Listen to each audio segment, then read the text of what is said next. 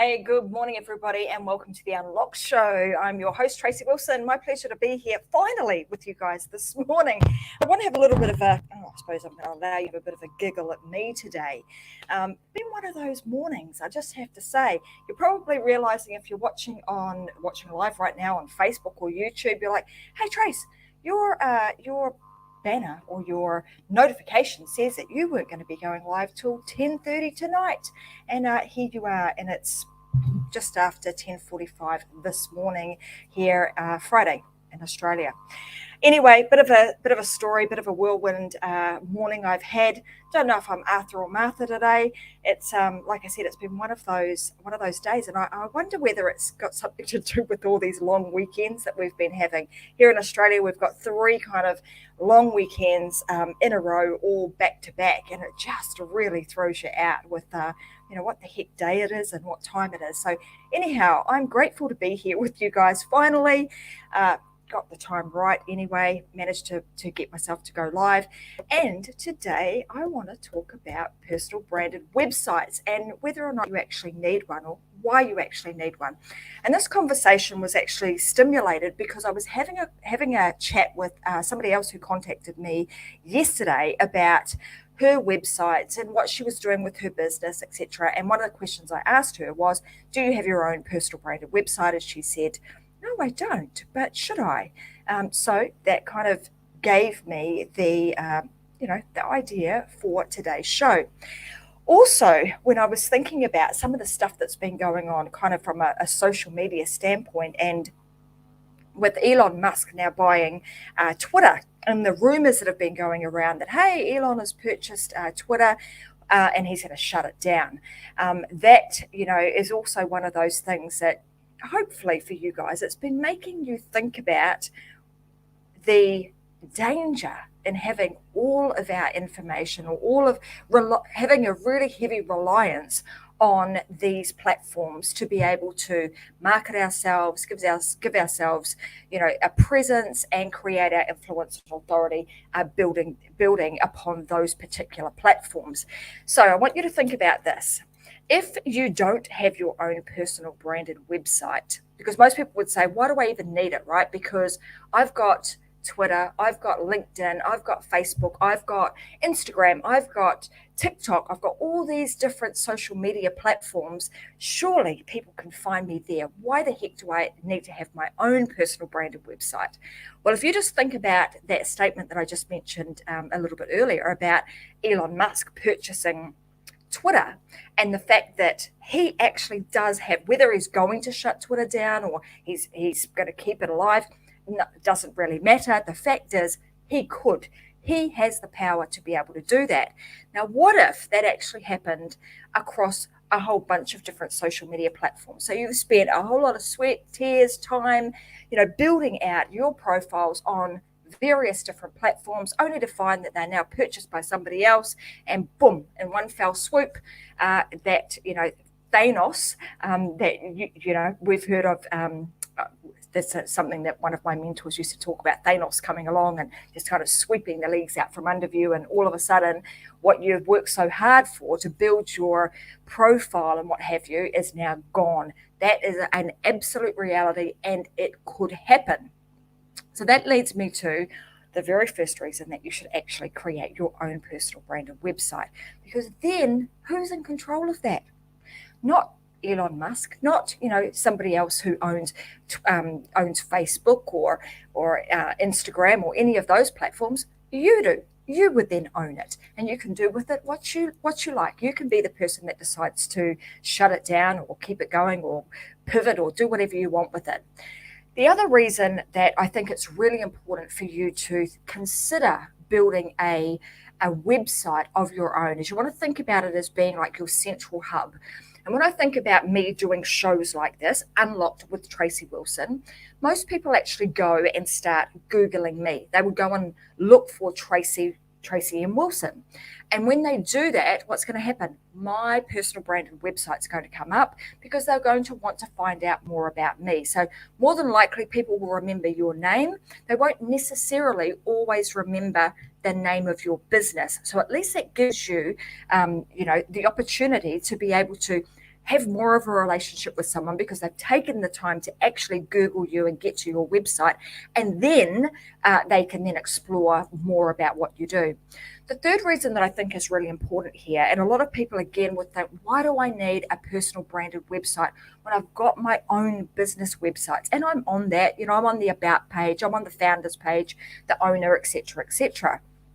Well, depending on the reasons why you started that business or what your intentions are with that business further down the track. So let's say you build it up to a certain point and now you want to sell it. So you sell that business and all of a sudden, again, that platform that you've spent a whole lot of time building up, that website that's centered around your business is now being sold to somebody else, and you no longer have that following. Because if you had your own personal site, then of course those people that have gone to your personal branded website, they may just opt in. They may decide that they want to do more business with you on your personal website, and you're able to take that with you no matter what happens further down the track. So those are kind of the big reasons why I think it's really important to do, just take some time to consider building out your own personal branded website with your name, like I do. I have tracymwilson.com. That's where people go to find out more about me. And a lot of the time on my show, I'm also giving away free stuff. I give a lot of business information on there. People can listen to some of the versions of the show that maybe they've missed, all sorts of things that they can actually get by going to my personal branded website. Now, I want to cover off just a couple of other, I suppose, key reasons why, in my opinion, it's really important to have your own personally branded website. Let's say it gives you some level of protection because you're able to have control over that site. It also enables you to stand out from the crowd. So not everybody has their own personal website, right? Almost everybody has a Facebook page, but very few actually take the time to create their own personal site. So, it's really going to help you to stand out from the crowd, enable you to be maybe seen and can be able to be competitive with some other people in your market, and it legitimizes what it is that you do. Like people will say, oh, wow, they must be legit. They've got a website, so it really does help to elevate your status in that manner. It also is going to provide you with some form of global reach, just like you have with your social media. But like I said, this is global reach and a site that you actually own. You have total control over it. And it enables you to build connections with other like-minded people. So again, I'm just going to use my personal branded website as a bit of an example. But if you go there, you'll see that I have an opportunity for people to be able to opt in to some of the things that I share. They want business advice or information about how to create their own show or their own online program, or even, excuse me, some information about how to publish their own book. You can go there and get that kind of information on my website. Equally, you can, go there and you could ask to be a guest or apply to be a guest on the Unlock Show. So there's all sorts of ways that I enable people to be able to communicate and continue to have a relationship with me through my website. And all the while, as that's happening, obviously I'm building my database. If I ever sold any one of my other businesses or my other brands, this particular website, my personal branded one, is not impacted. And it's unique. Nobody else can go and purchase tracymwilson.com now. Why? Because I've got it. I own that domain. And I would encourage you to go and purchase your own, your own name as a domain, so that you too are able to create your own website. So what are some of the steps? So as you guys know, particularly on a Friday, I like to make sure that I give you really actionable things that you can do. So if you're sitting back now thinking, gosh, yeah, I would like to do that. I would like to be able to position myself as an expert. I would like to be able to give myself that sense of security because I own my own site and I actually own the domain with my own name, then I want to make sure that I give you some actionable steps that you can take away and you can actually implement, and you can actually get your own personal website up, as I said in the little notes that description I put in the show, in a jiffy, because what I'm going to share with you is going to make it really, really simple for you to do it. So the very first thing you want to do, and I'm going to say this even if you're not in a position right now that you want to build your personal branded website, the one thing I would say, go away and actually purchase the domain name. So what I mean by that is, like, I've purchased tracymwilson.com. Tracy Wilson, Wilson being so frigging common, and so it was Tracy. I couldn't get Tracy Wilson, but I could definitely get Tracy M. Wilson. So get a version of your name that you can use to personally brand yourself with. And go and grab that. So you could go to places like GoDaddy or Crazy Domains or Bluehost or any one of those kind of platforms to purchase the domain. So that's kind of step number one. And once you've got that domain, then you're going to be able to build a website using that domain as your web address. The second thing you want to do is you then want to explore a website platform. And I'm going to share with you one today, and I'm going to be upfront and honest. I'm a bit biased here. Why? Because I'm the owner of this particular brand that I'm going to share with you. You've heard me talk about it on the show before. It's called Usability. I'll pop it up on the screen. And while I mention this, I'm going to let you guys know that because you are listeners of the Unlocked Show, you can also use the code Unlocked, and it will give you a 14-day free trial. Let me just pop this up here. Give you a 14-day free trial, and it will also give you 10% off if you decide to use the platform long term. So head on over to Usability, Usability.com, and you'll be able to start creating your own personal branded website. The other thing you can do with that is, once you've got an account, you can put all of your websites in the one account, so that it makes it super easy for you to be able to manage them all. And there's a whole bunch of other features that Usability has that just makes life a whole lot simpler for you. And I might talk a little bit more about those in just a few moments. But you want to get a domain first and foremost, then find yourself a platform that is going to be suitable for you. Usability is a great platform in the sense that if you want a personal branded website, you can totally do it there. It takes care of all of if you've got a business, if you're a coach, consultant, or small business owner, this will take care of everything for you as well. Okay, so once you've done that, you've sorted yourself out with a domain, and you've got yourself you know what platform you're going to use. The next thing you want to think about doing is actually making a plan. Now, most people kind of skip this. They just think, oh, I've got to create myself. And this goes for, whether you're creating a website for you personally, or if you're doing it for a business. You want to think through these things. Now, if you're working with a company who's going to actually build the website for you, more than likely they will go through this process with you. But if you're going to, do it yourself, you want to consider these things so that you have a solid plan before you kind of get stuck in and start building out stuff and then find, oh crap, I built something that's not quite what I wanted. So the very first thing you want to do is create yourself a plan. So just create yourself a website map. And this is kind of like the starting point to help you create, we will call it the site map. What sort of things you want to have on your website. You want to have a home page, an about page, a contact page, might be some products, might be the services that you have. Like, you're thinking through all of these things and just jotting them down. And it doesn't have to be, on anything pretty. It can just be grab a pen and a paper and just start thinking about the stuff that you want to have appear on your website. The next thing you want to do is you want to create yourself a very basic wireframe. What the heck's a wireframe? It's basically black and white. You can just use pen and paper to do this and just start drawing out, each page that you have. So again, your home page, your about page, your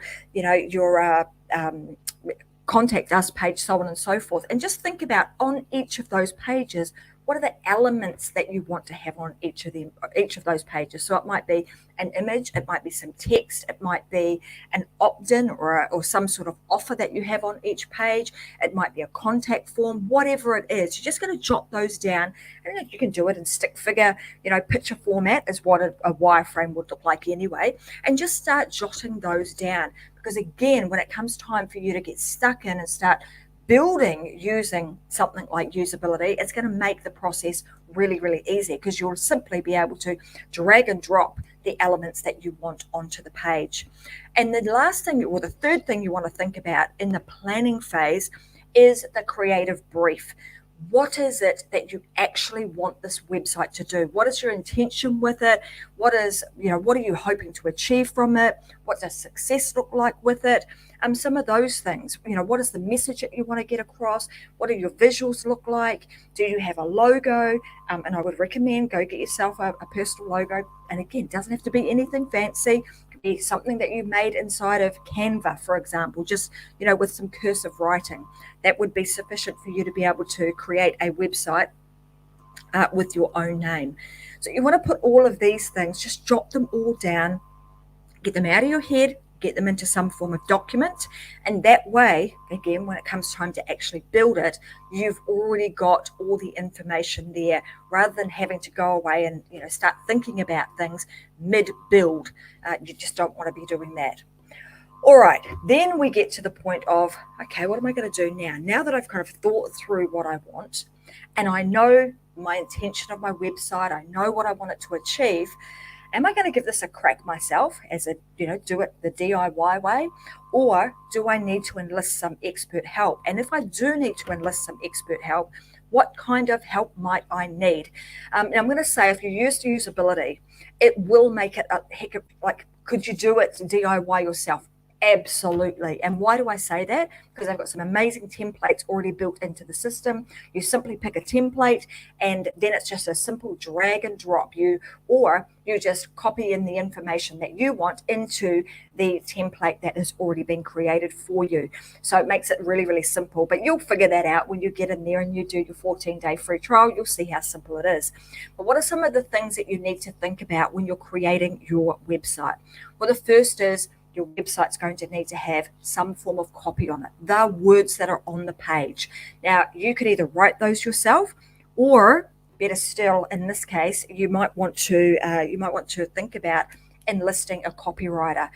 Why do I say that too? One is, you might not be very good at writing the copy. You might get a little bit stuck there. But secondly, often we don't always find the right words to really make ourselves shine. A lot of the time we're, humble, you sort of seem to, we can tend to water our own skills and our own abilities down, whereas somebody else will actually look at you, they will draw out the best in you and then be able to encapsulate all of that into some form of copy, whilst also making sure that the information that they are creating or the words that they're creating for you very much appeal to your audience. And then the third thing that they're going to make sure that they do is that it's actually going to be able to be seen by the search engine. So search engine optimization, which you would have heard about, I've spoken about it with some guests on a show previously, but search engine optimization definitely is something you want to consider, and that fits into the category of copywriting. The next is your graphic design. And again, inside of usability, it's got some great templates. So you pretty much just switch out some images. But I've seen people take, a really pretty templated website and turn it really ugly by their choice of graphic design. So again, it does pay to just get a little bit of help. If that's not your forte, if you're not very good at the graphic design side of things, then again, I would encourage you to find somebody that can help you with that. And you can do that relatively cheaply, using places like Fiverr and the like. So, you can get some help there. The second is the development. So it's the technical side of things, like the person that can actually get in there and build the website for you. Now, again, it isn't really that hard, but there's a little bit of a learning curve, and you need to obviously, be signed up mentally that you are going to embark on this process of learning how to create your own website. And I applaud you if you do. I think it's the best thing to do. Why? Because then you know exactly how it works. You can make any changes that you need. You're not going to be held to ransom by somebody else, having to pay, sometimes some extra astronomical kind of fees for them to create your website for you.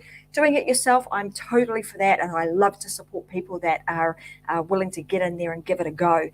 The development. And if you want some help, the team at Usability are fantastic. They will also be able to help you to develop out your personal or business branded website if that's what you choose to do.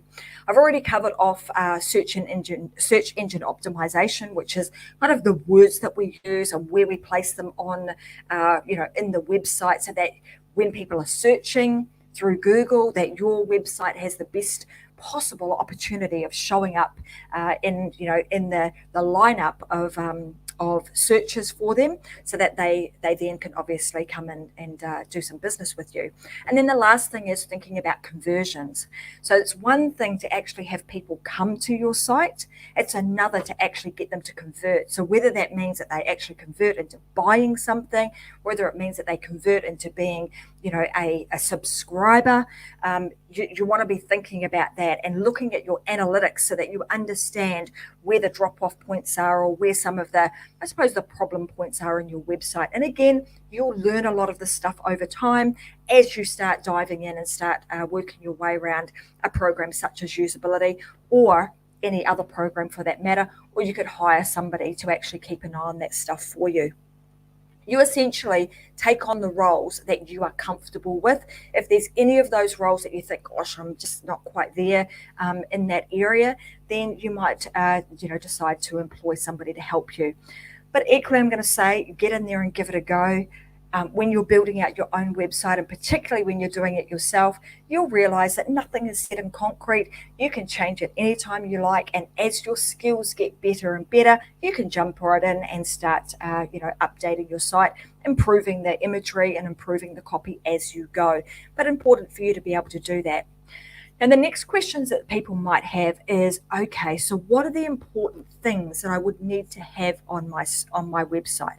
Now, this goes from, it doesn't matter what pages you have on there. I'm just going to rattle off a few things that you might want to consider, so that when you're doing your website planning, you can also take these into consideration at that time too.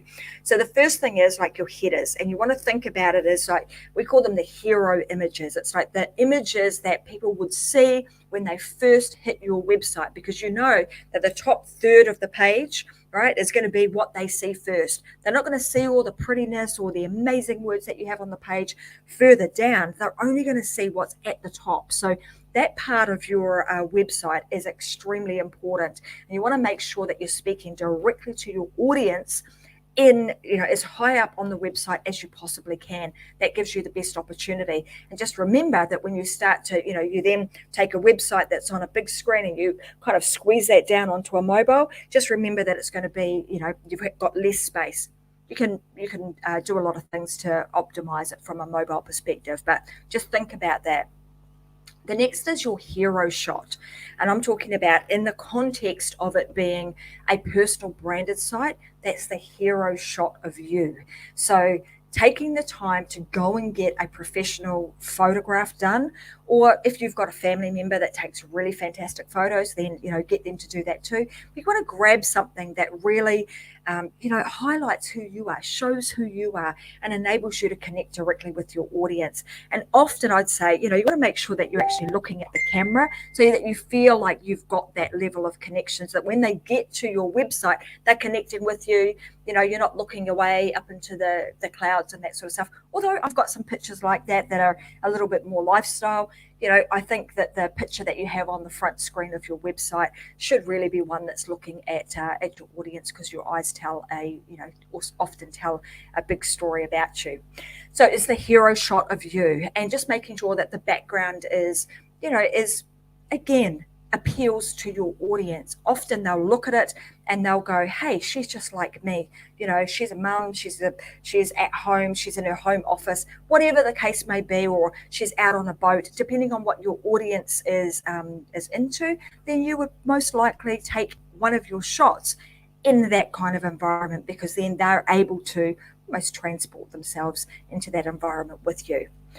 Then we've got calls to action. So throughout your website, you want to make sure that you have these. And what was quite interesting is I was telling you a little bit earlier about a conversation I had with somebody yesterday, and she was saying, I was looking at her website and there were no calls to action on it. She was saying, I've got loads and loads of people coming to my site, but I can see that they're not real, they're going away. I've got loads and loads of people following me on socials, but that's not translated into my sales, nor is it translated into my database.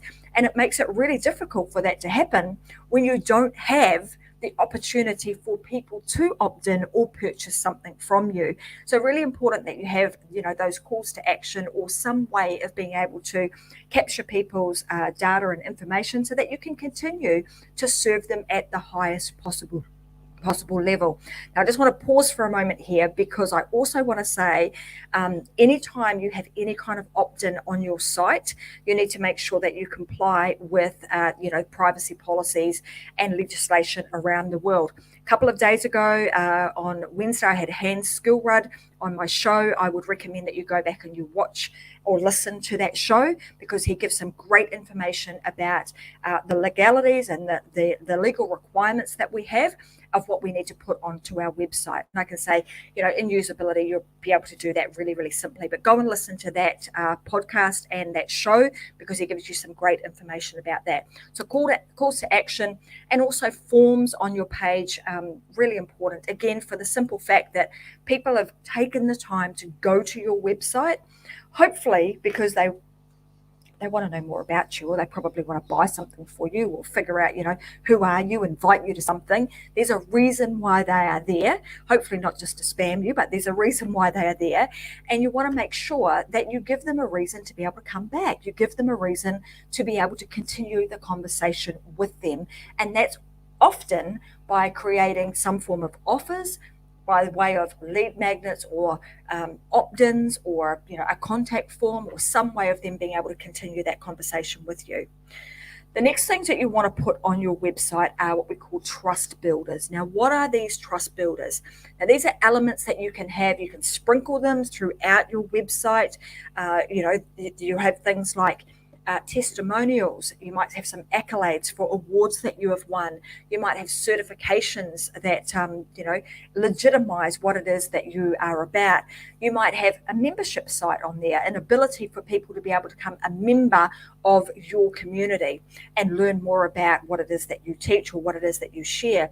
You might also you absolutely want to make sure that you have these, particularly if you have any checkouts. You want to make sure that you have the security symbols on your website. People want to know that they can trust that you are legitimate and that their information is safe with you. So just making sure that you have all of those, all of the security features enabled on your site. Ratings and reviews, privacy statements, as I've just mentioned, and also guarantees. All of those things are all what we call trust builders. And then there's some other things that are really useful to have, like internal search, searchability. So you can have an ability for somebody to be able to come to your site. Maybe they go to the Tracy Wilson site and they're looking for specific information about how to create their own live show. They could actually type into the search bar and put that in, and it would bring up any blog that I've written in with that particular subject matter, any show that I've done, etc., etc. So it just makes it easy for people to be able to find things. Again, an example of this, looking at this person's website yesterday, they had an amazing, there was one big ticket item that they get asked about all the time. And I was like, oh, let me see if I can find it.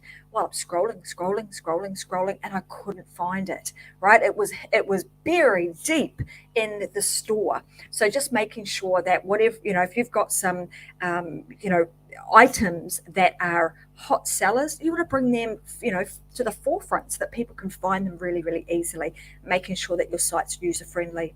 Share buttons and follow buttons, they go without saying. You want to make sure that you pick up, any, I'm going to call it free advertising, free marketing, people coming to your site and having the opportunity to be able to share what they've learned from you simply by clicking a button is fantastic.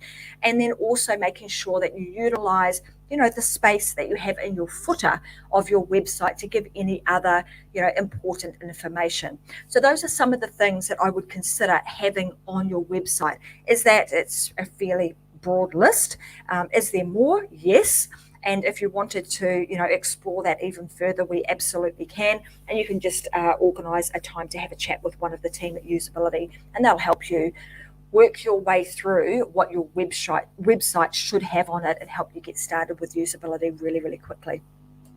Okay, I mentioned a little in that spiel of all the things that you should consider having on your website. And a lot of these things kind of cross over in both personal and business, right?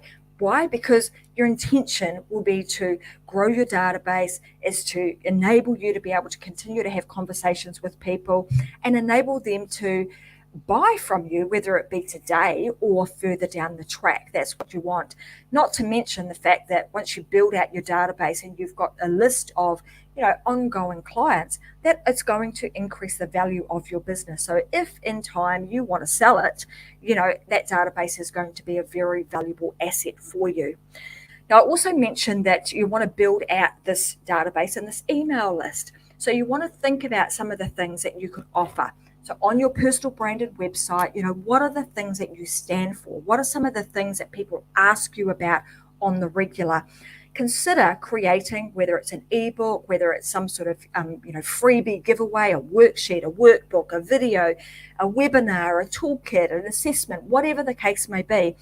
Create something like that. Again, that's going to give them some value in exchange for their email and their name and email, so that you can start growing your database and, like I said, continue that relationship with them.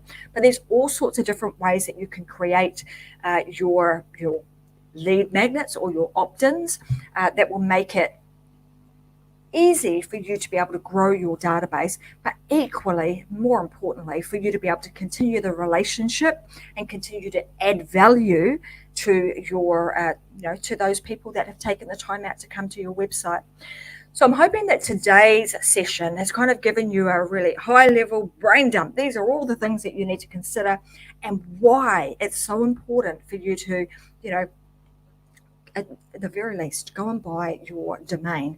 Because if you're not thinking about building your own personal branded website today, you might hear from another expert down the track that, hey, you're going to buy, you've got to create your own personal branded website.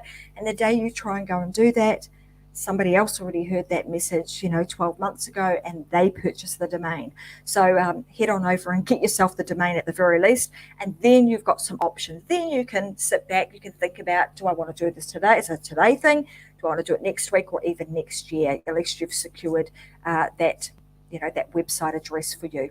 Now, let me tell you a little bit more about usability. If you decide you want to go down that path and you want to create yourself a free trial, what will that enable you to do? I mentioned right at the beginning that usability will enable you to have one account and you can have multiple websites within it, depending on which plan you purchase. And the plans start from as little as $19.95 a month. So it's not a huge money that you have to lay out to get yourself started, and you get yourself started for $0 because you get a 14-day free trial and you get to play and you decide whether or not you want it.